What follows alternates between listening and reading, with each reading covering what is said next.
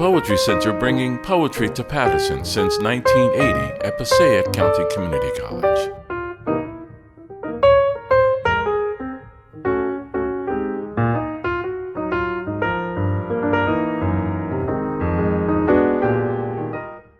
Carolyn Forché's I hate technology, first volume, Gathering the Tribes, was the winner of the Yale Series of Younger Poets Prize and was followed by The Country Between Us, The Angel of History, and Blue Hour. Her most recent collection is In the Lateness of the World. She is the author of the memoir, What You Have Heard Is True, from Penguin Random House 2019, a devastating lyrical and visionary memoir about a young woman's brave choice to engage with horror in order to help others, which was nominated for the 2019 National Book Award. She has translated Mahmoud Darwish, Clarabelle Alegria, and Roderick Desnos. Her famed international anthology, Against Forgetting, has been praised by Nelson Mandela as itself a blow against tyranny, against prejudice, against injustice, and is followed by the 2014 anthology, The Poetry of Witness. In 1998 in Stockholm, she received Edita and Ira Mars Hiroshima Foundation for Peace and Culture Award for her human rights advocacy and the preservation of memory and culture. And I want to say about Carolyn, she goes in poetry where many people are afraid to go.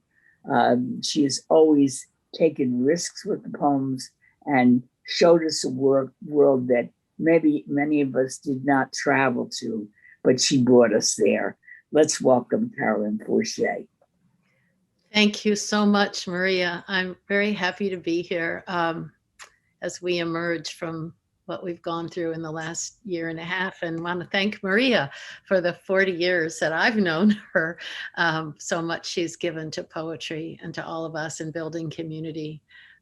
So thank you for inviting me here. And I'm going to read from In the Lateness of the World, my most recent book of poems. I'm going to show it to you because I just love the cover. I like the birds. So this is it. In the Lateness of the World. It has I think it's an egret or a heron, or a crane. I'm not sure what it is, but it's rising out of the water like we're all doing now. I begin with an invocation poem, Museum of Stones. I wrote this for a friend who created a museum of common rocks and stones. They were all arranged on a wall beautifully. He had picked them up from his travels instead of souvenirs, and he had mounted them all and labeled them where he had found them. And they weren't just ordinary, but they became something special in this museum.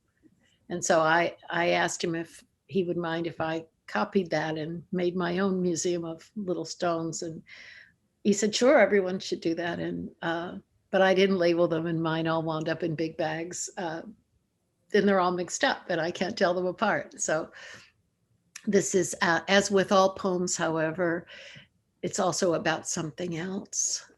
And we were talking in the workshop just now about our own linguistic cosmologies, about the words that we love, that we come to love the sound of, or what they evoke in us, or what they detonate in our memory. And in this poem, there are a lot of names of stones and rocks. Museum of Stones. These are your stones, assembled in matchbox and tin, collected from roadside, culvert and viaduct, battlefield, threshing floor, basilica, abattoir. Stones loosened by tanks in the streets, from a city whose earliest map was drawn in ink on linen. Schoolyard stones in the hand of a corpse. Pebble from Baudelaire's Oui. Stone of the mind within us, carried from one silence to another. Stone of cromlech and cairn, schist and shale, hornblende, agate, marble. Millstones, ruins of choirs and shipyards, chalk, marl, mudstone from temples and tombs, stone from the silvery grass near the scaffold, stone from the tunnel lined with bones, lava of a city's entombment, stones chipped from lighthouse, cell wall, scriptorium, paving stones from the hands of those who rose against the army, stones where the bells had fallen, where the bridges were blown, those that had flown through windows, weighted petitions, feldspar, rose quartz, blue schist, Nice, and Chert, fragments of an abbey at dusk, sandstone toe of a Buddha, mortared at Bamyan, stone of the hill, from the hill of 3 crosses and a crypt, from a chimney where storks cried like human children, stones newly fallen from stars, a stillness of stones, a heart, altar and boundary stone, marker and vessel, first cast, load and hail, bridge stones and others to pave and shut up with, stone apple, stone basil, beech berry, stone break, concretion of the body, as blind, as cold, as deaf, all earth a quarry, all life a labor, stone-faced, stone drunk with hope, that this assemblage of rubble taken together would become a shrine or holy place, an ossuary, immovable and sacred, like the stone that marked the path of the sun as it entered the human dawn. This next poem is about a refugee. I consider the people who have come to our border in the South to be refugees of the wars that were fought in Central America in the 1980s, wars that devastated the countries, and they're living in the aftermath of those wars and fleeing the violence that continued in the aftermath. But this refugee is a refugee I met in Milwaukee in the winter when he was driving a taxi cab. And he had fled North Africa in a rubber boat trying to reach Europe. I had spent 7 summers on an island called Thasos in the northern Aegean, and that was right near Lesbos, where the refugees were kept in a camp. And also the refugees who were crossing would be rescued from the sea by the people from the island in their fishing boats and taken ashore and helped. And so I was very close to that situation. And this man gave me his story on the condition that I would write about him. I didn't know whether I could fulfill that or not, because we don't have much choice about what we write about. And sometimes things don't come, but his did. And it's called The Boatman, and he's from Homs in Syria. We were 31 souls, he said, in the gray sick of sea, in a cold rubber boat, rising and falling in our filth. By morning, this didn't matter. No land was in sight. All were soaked to the bone, living and dead. We could still float, we said, from war to war. What lay behind us but ruins of stone piled on ruins of stone? City called mother of the poor, surrounded by fields of cotton and millet. City of jewelers and cloak makers, with the oldest church in Christendom and the sword of Allah. If anyone remains there now, they would be utterly alone. There is a hotel named for it in Rome, 200 meters from the Piazza di Spagna, where you can have breakfast under the portraits of film stars. There, the staff cannot do enough for you. But I am talking nonsense again, as I have since that night we fetched a child, not ours, from the sea, drifting face down in a life vest, its eyes taken by fish or the birds above us. After that, Aleppo went up in smoke, and Raqqa came under a rain of leaflets warning everyone to go. Leave, yes, but go where? We lived through the Americans and Russians, through Americans again, many nights of death from the clouds, mornings surprised to be waking from the sleep of death, still unburied and alive, with no safe place. Leave, yes, we'll obey the leaflets, but go where? To the sea, to be eaten?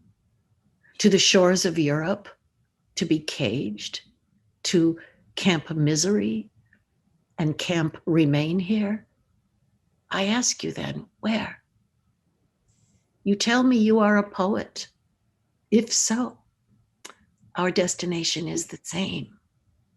I find myself now the boatman, driving a taxi at the end of the world. I will see that you arrive safely, my friend. I will get you there. The next poem is called The Lightkeeper. I like to visit lighthouses wherever they are. And I like to be alone at the lighthouse, very moody. I like it to be cloudy. But my friend taught me that you should always visit lighthouses in the pitch darkness of night, because that's when they're not any longer tall buildings, little building structures. They're alive and they're doing their work. And you can hear the light swirling around. So he brought me to this lighthouse called Hook in Ireland. And it's across the water from the Crook Lighthouse. So I think that's where By Hook or By Crook comes from. It has a history of lighthouses in it, but again, as with all poems, it's about something else too. The Lightkeeper. A night without ships. Foghorns calling into walled cloud. And you, still alive, drawn to the light, as if it were a fire kept by monks. Darkness once crusted with stars, but now death dark as you sail inward. Through wild gorse and sea wrack, through heather and torn wool you ran, pulling me by the hand so I might see this for once in my life. The spin and spin of light, the whirring of it. Light in search of the lost. There since the era of fire, era of candles and hollow wick lamps, whale oil and solid wick, colza and lard, kerosene and carbide, the signal fires lighted in this perilous coast on the Tower of Hook. You say to me, stay awake. Be like the lens maker who died with his lungs full of glass. Be the yew in blossom when bees swarm. Be their amber cathedral, and even the ghosts of Cistercians will be kind to you. In a certain light, as after rain, in pearled clouds or the water beyond, seen or sensed water, sea or lake, you would stop still and gaze out for a long time. Also when fireflies opened and closed in the pines, and a star appeared, our only heaven. You taught me to live like this, that after death it would be as it was before we were born, nothing to be afraid, nothing but happiness, as unbearable as the dread from which it comes. Go toward the light always. Be without ships. This is for Ilya Kaminsky. You probably know this poet, I hope you do, or his books, Dancing in Odessa and Deaf Republic. We went together. I took him back to Odessa in 2004, a city he had fled as a teenager. I've known him since he was in his teens. And I thought it would be a good idea for him to go back to Odessa. And it was in some ways, and in some ways not. But we also decided to go to St. Petersburg so he could visit the shrines of the silver poets of Russia, the shrines of Akhmatova, the shrines of Mandelstam. And we did that. And we went to Tsarsky Selo where Akhmatova spent her summers in childhood. And there's a school there where Pushkin went to school. And it's now called Pushkin's Lycée. So this happens in Pushkin's Lycée for Ilya at Tsarsky Selo. We stand at the casement window of Pushkin's Lycée. These are the desks where Pushkin wrote, his chalkboards, his astrolabe. Snow falls from here into the past and vanishes on golden minarets. Snow recedes from the birches. A lesson writes itself in winter chalk. On the day Michelangelo died in Rome, Galileo was born in Pisa. Isaac Newton was born the year Galileo died. When they searched for the poet Kabir, they found nothing beneath his shroud but a sprig of jasmine. Man is like the statue, whispering about the marble chiseled from his mouth.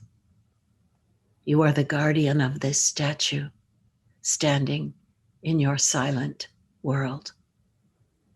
The year Isaac Newton died, there was a barn fire during a puppet show.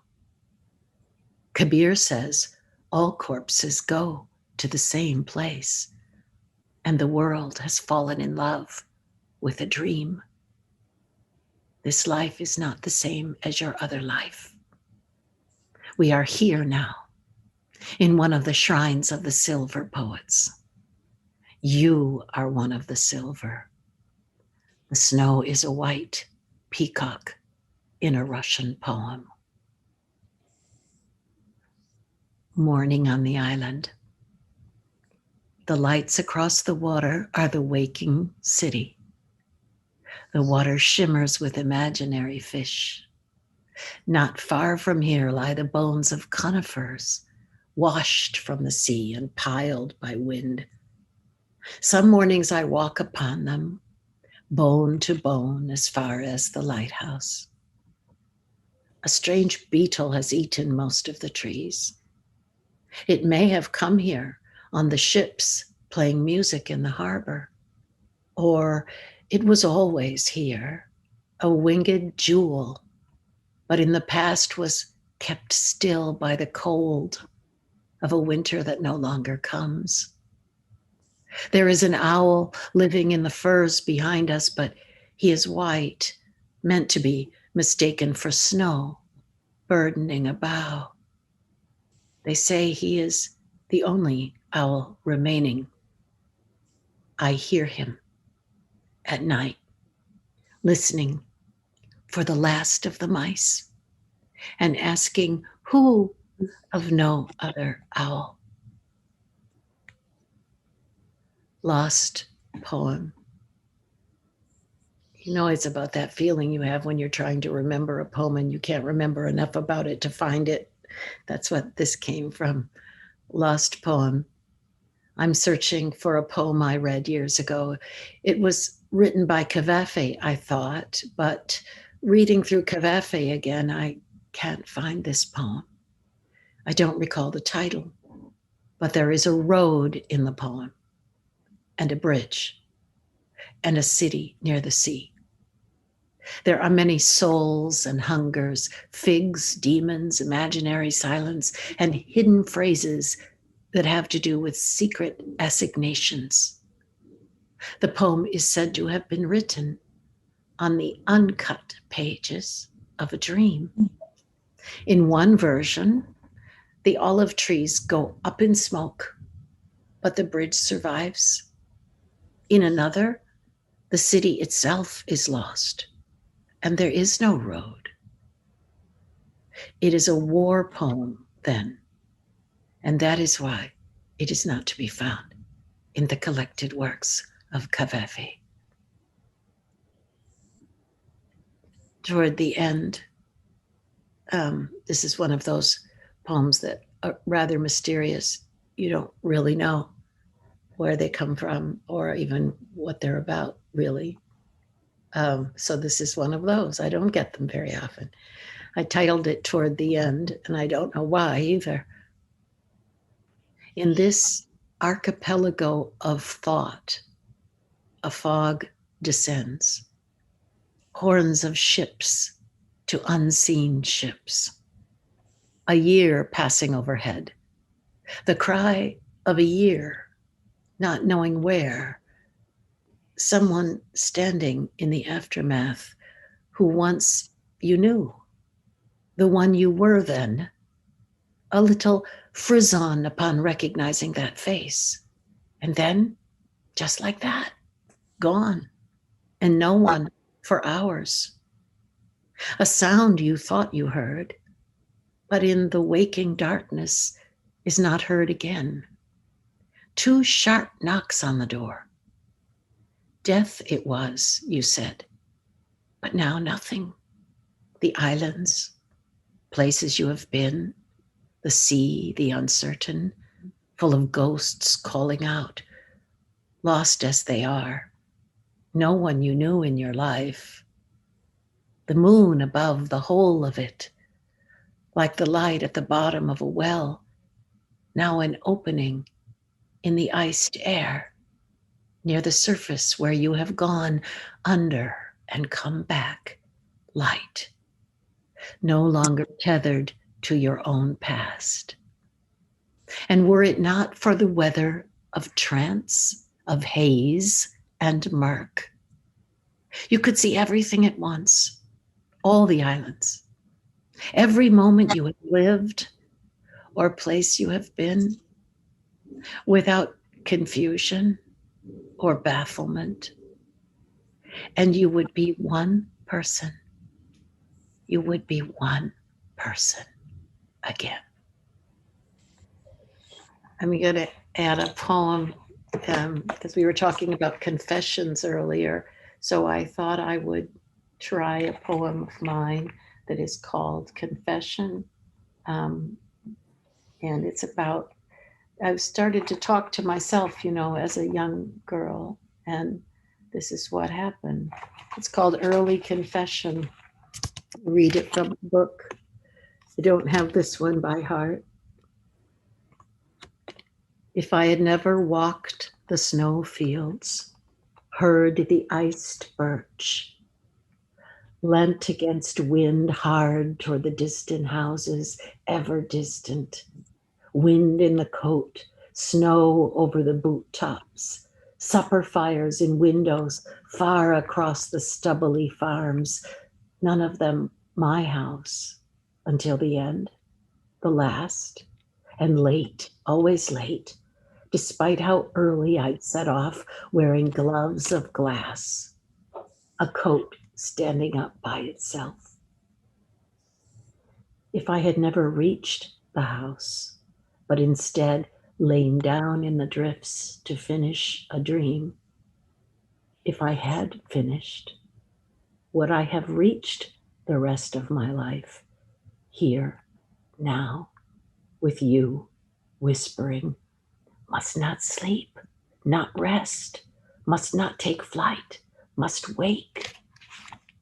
It's a little bit about, I would be so cold walking home.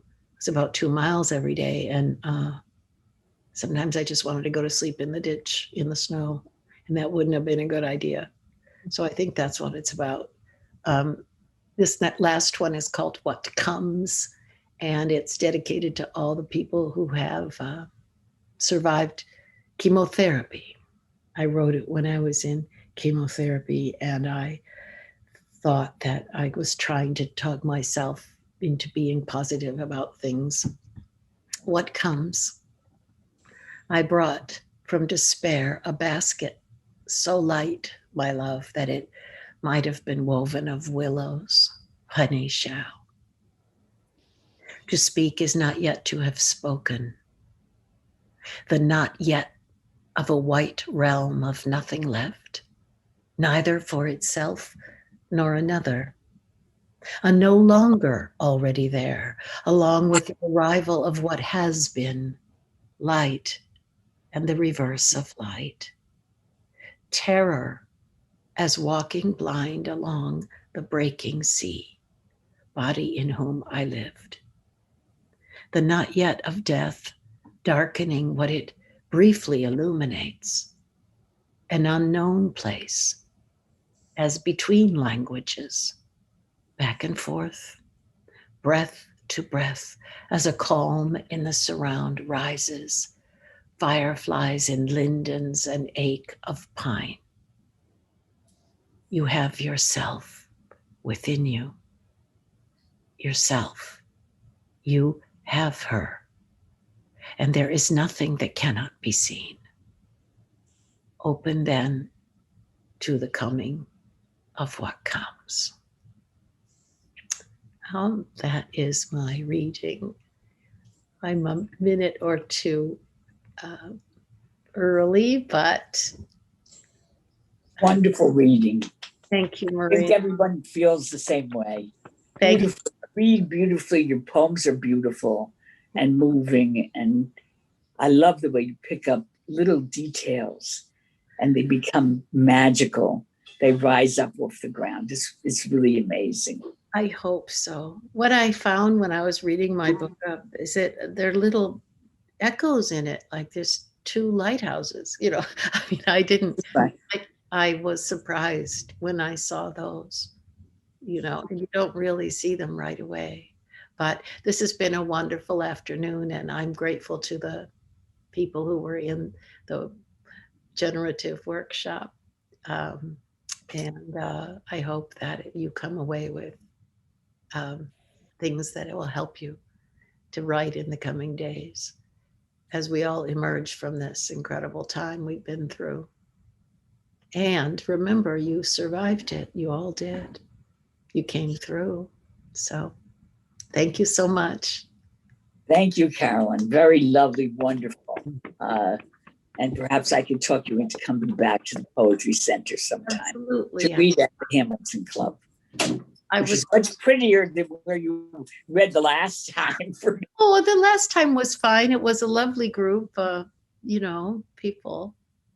Oh, the people were wonderful. Yes. They always are. Yeah. They always are. We have the greatest audience and the greatest participants in the world. Not to be prejudiced about it or anything, or biased in any way. It's always important for everyone to feel that way about their own communities. Yeah. Right. Okay. Well, thank you so much. Thanks. Take care, everyone. Bye.